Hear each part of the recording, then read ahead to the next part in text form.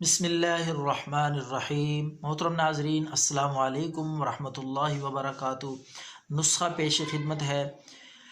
نسخہ ہے جی خارش کے لیے، الرجی، دھدر، چنبل، پھوڑے پھنسیاں اور خون کی خرابی اور گرمی کی وجہ سے لاحق ہونے والی انفیکشن، سکن الرجی کا مکمل صفایا اور خاتمہ ایسا قیمتی نسخہ ہے۔ بے ضرر چیز ہے، سادہ سی چیزیں ہیں، قدرتی اجزاء پہ مشتمل ہے اور لمبا چوڑا بھی نہیں ہے۔ صرف دو چیزیں ہیں، بالکل آسانی کے ساتھ آپ کو یہ میسر ہوں گی، دستیاب ہوں گی ہر جگہ پہ، ہر پنسار سٹور پہ، اور یہ دونوں چیزیں تو اکثر ہر بندے کے گھر میں موجود ہیں۔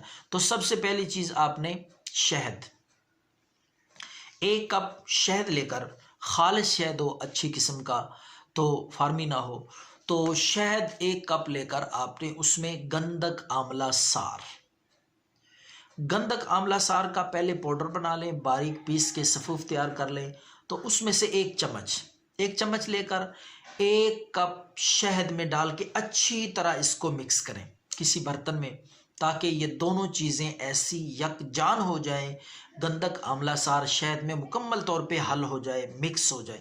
اس کے بعد آپ نے کیا کرنا ہے ناظرین، خارش کے لیے اس کو استعمال کرنے کا میں آپ کو طریقہ بتا دوں۔ یہ اینٹی الرجی، اینٹی بیکٹیریاز ہیں، دونوں چیزیں، خارش کا نام و نشان انشاءاللہ ختم ہو جائے گا۔